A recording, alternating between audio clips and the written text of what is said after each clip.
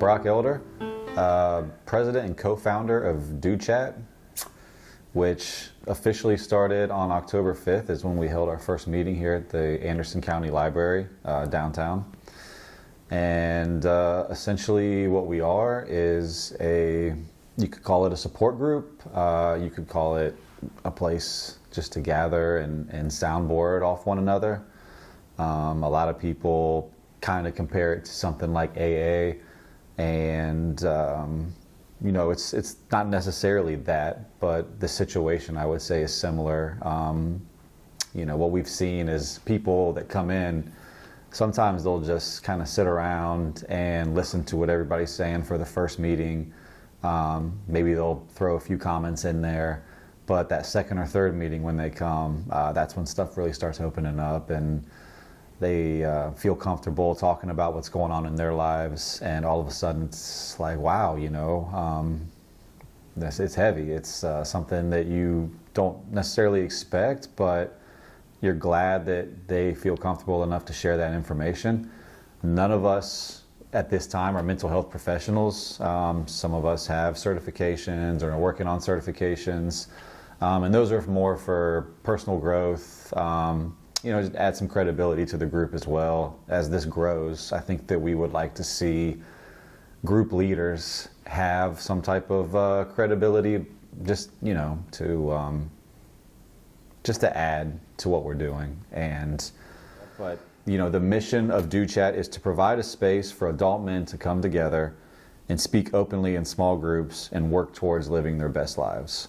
The purpose is to help individuals build character, foster relationships, make healthy life choices, and strengthen community. So in a nutshell, that is what we are doing. Do Chat, and it was just a series of conversations between me and Brock about our friends and people that we knew, just having a lot of weight on them as men, because most time men do not talk to each other outside of sports or cars or hobbies and things like that. But I really had a feeling that we needed to talk to each other more than just the basics of the basics. So I really wanted to sit back and listen to my friends, because I've always been a guy that just always checked on his friends. And I started to figure out as I got older that most of my friends, or most people that I knew, didn't have anybody to check on them. And when you don't have people to check on you, that's when things get kind of hazy and get kind of wild. So when he brought up the idea of Do Chat, I was like, perfect.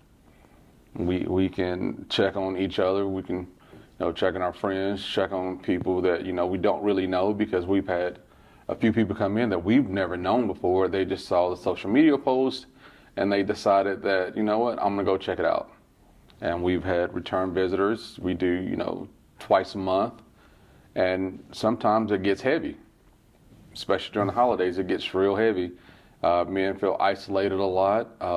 They can't communicate with the way they would want to communicate, because it's either, talk to me now or don't talk at all. So, when we sit around this table, it's pretty much just what's going on. And that's kind of the key of Do Chat, is what's going on with you. Like, it may not be your personal life, it may be work. It may not be work, it may be your personal life. It may be something far-fetched that we don't even know about. And you start talking, it's like, man, that was heavy. Like, that was weighing on me, and I had no idea that it was weighing on me. And so we don't coach anybody, we just listen to you.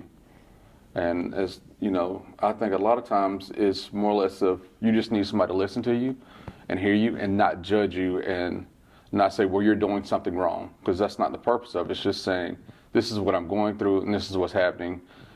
Thank you for listening to me. And that's the whole goal of the situation of Do Chat. It's just, we're just going to listen to you. Just say whatever you need to say, regardless if you got to get loud, you got to cry, you got to scream, you got to cuss us out. Any of that, that's fine. Just get it off. Get off your chest so you can, be a little lighter when you leave here. So the purpose is not to offer advice or try to help anybody fix things necessarily. It's just to let them unload whatever's on their mind. Yes. Yes. I mean, as men, we carry a lot of things on us, and there's always somebody saying, hey, do this, or, do this, or do this, and not saying, why are you doing this? Like, can I just slow down and take a break? And it's hard to, tell your wife, your boyfriend, or whoever else you're with that I need a break. As a man, it's hard to say because you got to be the strong one of the group. And sometimes you're not that strong. You need to let somebody know, look, I need some help. And if that happens, we'll say, well, we can always suggest somebody else for you to go see. I'm sure y'all try to create a safe space where nothing is shared outside the room. Is that sort of the... Yeah, no, nothing is shared. If it's in this room, it's locked in. We're not going to repeat that at all. Has there been any surprises from putting this together? Or anything y'all didn't expect? I mean, good or bad? Is there anything that y'all didn't really expect when you started this? Yeah, we've had a few people come that we were not prepared for. And, it hadn't got to a point where we really felt like we needed to reach out to get people like help. But it was definitely some people that have shown up and said some things. It was like, oh, all right, that's something new. Oh, I've got a lot of thank yous for just, for allowing them to come or allowing them to be part of it and saying I didn't realize I needed, to get this out. Because, you get here and nobody really wants to talk. So it's either me or Brock starting up a conversation. And once the conversation gets rolling, we go around or, speak out of turn. Sometimes we interrupt each other, not meaning to. It's just, you hear somebody make a thought and it's like, wait a minute, we got to capitalize on this thought. And it just happens. You get to talking and, sometimes somebody might come here and they might dominate the conversation for the whole day or the whole hour. And it's like, okay, that's fine. Sometimes you just gotta just let it roll. Why do you think men are so isolated? Why is it so difficult for men to... Oh, that was a conversation last night, wasn't it? As far as men go, I think a lot of men feel like they have to be, the top. They have to hold it together. They have to be the one that, the buck stops with them. They don't want to show weakness. They got to have their pride. Even if the guy's not like, physical guy, he still has pride. He still wants to hold it together. And if you don't have some way of saying, or if you're not comfortable saying, I need to speak, then you're just going to keep carrying it on. And what's this killer of most men? Heart attack, stress, and everything else. And, you don't want to see that. Are you seeing friendships develop out of this group? Yeah. Oh yeah. He's brought a few people that I never would have thought of meeting, and they're cool guys. Like we have so much in common, and you're not even realizing it's just somebody you pass on the street. It's like, oh, that guy might be all right. He might be cool. And then you come in here and you start talking. It's like, wait a minute, we actually got a few more things in common than I thought we did. Yeah, so right now we are meeting every other Thursday, trying to work around the holidays, so it's been good. As we start to build, though, we'll add more days and times, and they can find that information out on Facebook and Instagram right now at the Dude Chat, all like one word together, and we post just like we share a lot of things from motivational individuals from all different types of backgrounds, just to keep people motivated if they want to follow the page. Just good advice, good things, which, being here at the library, one thing we do, we don't necessarily give advice. I think we speak on life experiences, and it just helps to be able to relate to that, like if you went through a divorce and you can talk to somebody who might be going through that process. But there's a lot of great books that are offered here at the library, and you can do audio versions or the hard copies. So we do recommend, sometimes we'll talk about a book for like a month at a time or for a week at a time or a session. And that is something that we will do. We do recommend the books, and a lot of the authors that we recommend, we also like post on our Facebook page or Instagram, and the stories as well. And you mentioned if somebody comes in that has something you recognize as a need that might go beyond, y'all tell them where the resources are for that? Yeah, and I think that's kind of something that really makes Dude Chat feel important also. So we've had individuals come in and they've really said that they are looking for help, so that we've kind of pivoted and helped them get established. So over at ANMED so far is where it's been, but sometimes that's a month and a half waiting. And that's something that I've actually had a discussion with an individual over at DHEC, was the importance that they're putting on mental health, the issues that are arising there. And I'm not going to mention any names here, but not just in the past few weeks, there's been some well-known individuals that people knew throughout the community who held positions that most people wouldn't think that somebody like that, they probably make good money, they probably have good things going for them, and they've taken their own lives. And that's a serious problem. I've had people very close to me who I did not know were struggling that way, and then one day you find out that they took their own life. And there were a few years ago, one of the groups that I'm involved with, soccer, we did some fundraisers for the American Foundation for Suicide Prevention, and it was eye-opening to me how many people came up to me and said, "Thanks for doing this. Nobody ever talks about this. Our family has been dealing with this for years." It's something that's just been, it's tough. It is tough. It's very tough. I think that's why the walks that they do is called Out of the Darkness, because it's just such a thing that nobody wants to talk about. And I'm not going to say here at Do Chat we fix those problems, or that's something that we talk about every session. But I think that we've seen where, somebody's had walking that line, and it's like, hey, we're here for you. I remember one person said that they just didn't know who to call. They didn't know who to call, and they were sitting on their couch and things were getting really dark. And one of the guys was like, "Here's my number.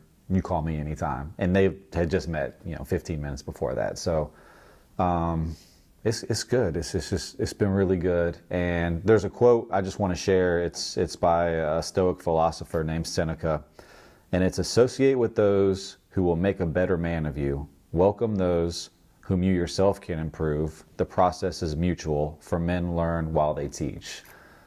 So, I don't come in here and think that I have all these answers, or that just because we're here, we're going to fix the world's problems. But I will say, that there are situations that happen where I learn something from somebody, or I walk away and I'm very grateful for things that are happening in my life that I wasn't so much appreciative of before. Like one time I just went home and hugged my wife, and I was just like, "Thank you for being you," So it's very humbling, and we always do walk away feeling a little lighter. Even when it's heavy in here, it's just like, it's good to know that we got each other's backs. Where would you like to see it go next? What's next for you? So we would like to expand. We would like to have more group leaders lead more sessions. Right now we're on Thursdays. That's tough. It's like people in the service industry, for instance, a lot of them are off on Mondays. It would be great to have a Monday Do Chat. The fact that we hold it here at the library and there's conference rooms that are free to use is, we just have to have a library card, and I encourage everybody who comes to get a library card. And you'll be amazed how many things you can get here at the library. It's crazy. It's wonderful. So anyway, we just wanted to set up something special and see it get replicated. And to be honest, Do Chat could be done in any city that has a library.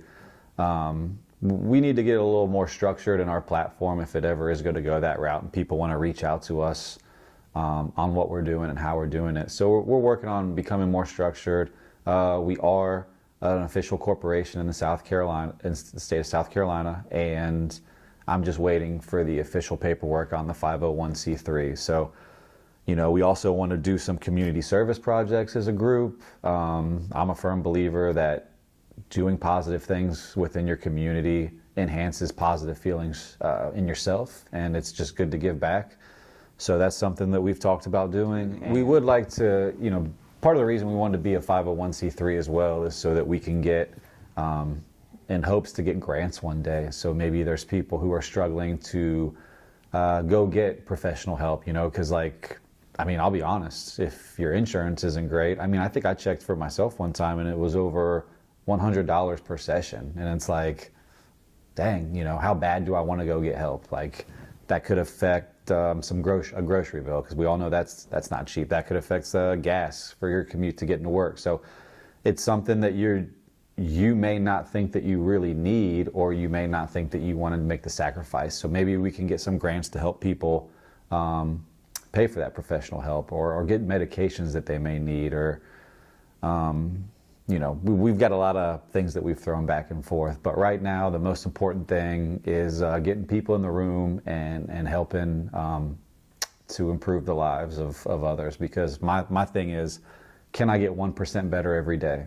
And there's always room for improvement, no matter what it is, whether it's your physical health, your spirituality, your mental well-being, the relationship with your kids. Like, there's always an opportunity to be 1% better, and that's what keeps me coming, is knowing that I've got an opportunity to be better, and hopefully by listening to what's going on in others' lives, we can help them along with that 1% every day as well.